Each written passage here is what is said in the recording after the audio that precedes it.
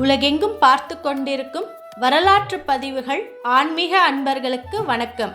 இன்றைய ஆன்மீக தேடலில் நாம் காண இருப்பது சிவபெருமான் பக்தர்களிடம் விளையாடிய திருவிளையாடல்கள். இந்து மதத்தின் இரு பெருஞ்சமயங்கள் சைவமும் வைணவம் ஆகும்.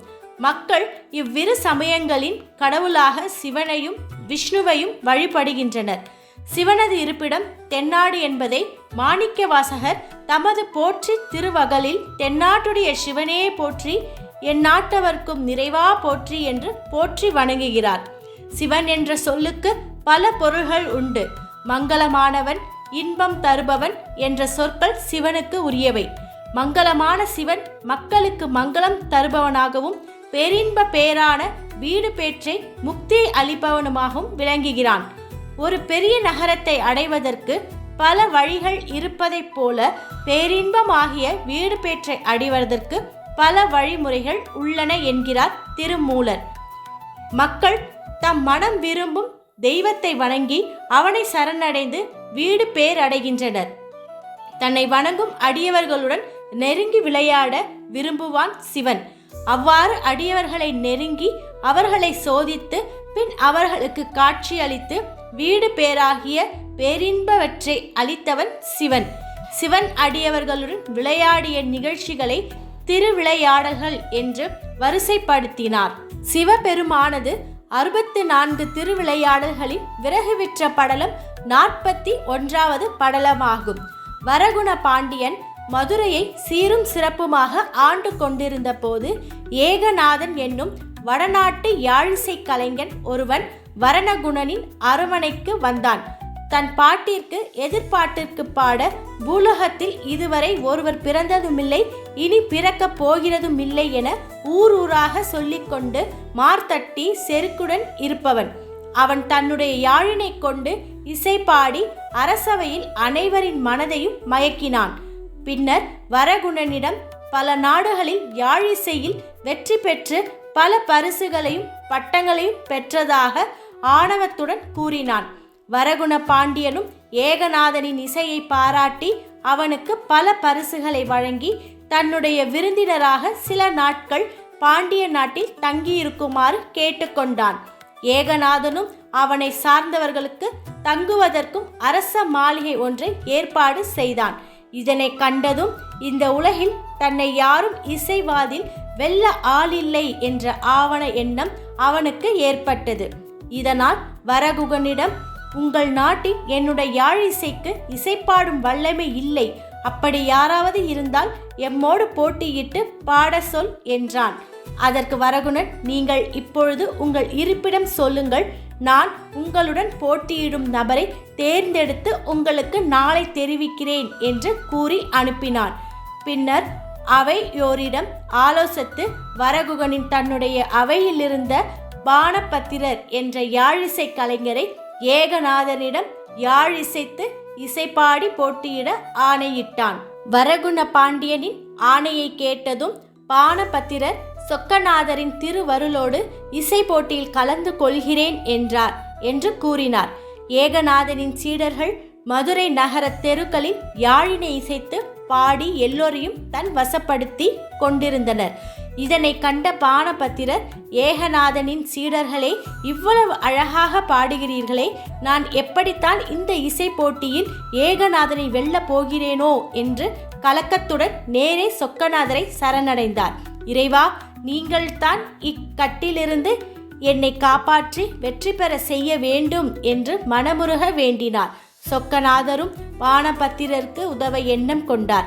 வயதான விறகு விற்பவர் போல் வேடம் கொண்டு இடையில் அழுக்காடையும் தலையில் இருக்கும் பிறை சந்திரனை அரிவாளாக மாற்றி இடையில் செருக்கியும் இருந்தார். பழைய யாழினை இடக்கையில் வைத்துக்கொண்டு தலையில் விறகுகளை சுமந்தபடி மதுரை நகர வீதிக்குள் நுழைந்தார். விறகுகளை கேட்பவர்களிடம் அதிக விலை கூறி விறகுகளை விற்காது பொழுதினை போக்கினார். மாலை வேளையில் ஏகநாதன் தங்கியிருந்த வீட்டிற்கு அருகில் விறகு கட்டினை இறக்கி வைத்து விட்டு திண்ணையில் அமர்ந்து சொக்கநாதர் யாழினை மீட்டி பாடினார்.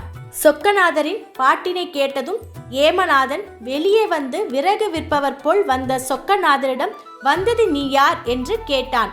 அதற்கு சொக்கநாதர், நான் யாழிசையில் வல்லவராகிய பானபத்திரனின் அடிமை என்றார். பானபத்திரரிடம் இசை பயிலும் மாணவர்கள் பலர். அவர்களில் நானும் ஒருவனாக இருந்தபோது வயது முதிர்ந்ததால் இசை கற்க தகுதியற்றவன் என்று என்னை பானபத்திரர் புறத்தள்ளி விட்டார். அதனால் விறகு விற்று பிழைப்பு நடத்துகிறேன். பானபத்திரரிடம் கற்ற இசையை மறக்காமல் இருக்கும் பொருட்டு நான் அவ்வப்போது பாடுவேன் என்று கூறினார். ஏமநாதர் விறகு விற்பவர் போல் வந்த இறைவனிடம், நீ முன்னர் பாடிய பாடலை இன்னொரு தரம் இசையோடு பாடுக என்று கூறினான். இறைவரும் யாழினை மீட்டி பாடத் தொடங்கினார். அவருடைய பாட்டில் ஏமநாதன் உட்பட உலக உயிர்கள் அனைத்தும் மெய்மறந்து ஓவியம் போல் இருந்தனர். ஏமநாதர் தன்னை மறந்து இருக்கையில் இறைவனர் மறைந்தருளினார். பின்னர் உணர்வு வந்த ஏமநாதர், இது சாதாரண பாட்டே அல்ல, இது தேவகானம். பானபத்திரனால் தள்ளப்பட்டவன் இவ்வாறு இசையுடன் பாடினால் பானபத்திரனின் பாட்டின் திறன் எத்தகையதோ என்று கூறி கவலையில் ஆழ்ந்தான். இனி நாம் பானபாத்திரனோடு இசை போட்டியில் பாடி வெற்றி பெற முடியாது. ஆகையால் அப்போதே இங்கிருந்து புறப்பட வேண்டும் என்று எண்ணி தன் கூட்டத்தினருடன் மதுரையை விட்டு வெளியேறினார்.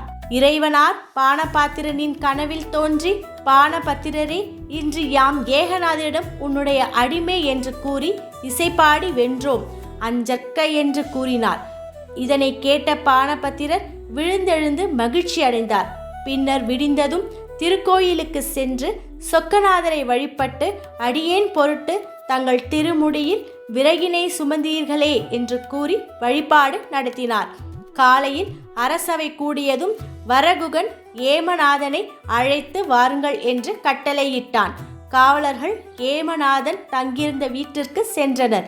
ஏமநாதனை காணாது அருகில் இருந்தவர்களிடம் விசாரித்த போது, ஏமநாதன் நேற்று வரை இருந்தார். நேற்று மாலை ஒரு வயதான விறகு விற்பவன் தன்னை பானபத்திரனின் அடிமை என்று கூறி இசை பாடினார். பின்னர் என்ன நடந்ததோ தெரியவில்லை. ஏமநாதன் நள்ளிரவில் ஓடிவிட்டான் என்று கூறினார்கள். அதனை கேட்ட அவர்கள் இந்த செய்தியை வரகுகனிடம் தெரிவித்தார்கள். இதனை கேட்டதும் பானபாத்திரர் தன்னுடைய மனக்கவலையை இறைவனாரிடம் தெரிவித்ததையும் இறைவனார் கனவில் கூறியதையும் விளக்கினார். இது சொக்கநாதரின் திருவிளையாடல் என்பதை அறிந்த வரகுகன் பானபாத்திரரை யானை மீது அமர்த்தி மரியாதை செலுத்தினார். பல பரிசு பொருட்களை வழங்கினான். தனக்கு அரசன் கொடுத்த வெகுமதிகளில் முழுவதையும் அடியார்க்கும் ஆண்டவனுக்காகவுமே செலவிட்டு இன்புற்று வாழ்ந்தார் பானபாத்திரர். சிவபெருமான் இந்த திருவிளையாடலை செய்து இதன் மூலம் உலகிற்கு அளித்த நன்மை, தனது திறமைக்கு நிகர் யாருமில்லை என்ற செருக்கும், தானே பெரியவன் என்ற ஆணவம் இருக்கக்கூடாது. அப்படி இருந்தால் அதனை கட்டாயம் இறைவனார் அடக்குவார். ஆகையால் நாம் வாழ்க்கையில் ஆணவம் கொள்ளக்கூடாது என்பதையும், இறைவனை நம்பியவர்கள் கைவிடப்பட மாட்டார்கள் என்பதையும் இந்த திருவிளையாடல் மூலம் அனைவருக்கும் உணர்த்தினார்.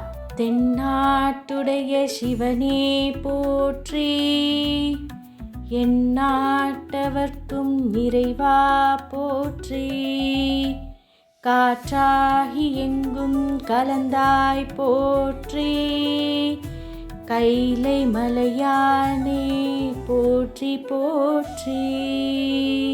மீண்டும் மற்றும் ஒரு ஆன்மீக தேடலில் சந்திக்கின்றேன். வணக்கத்துடன் ராகினி எழிலரசன்.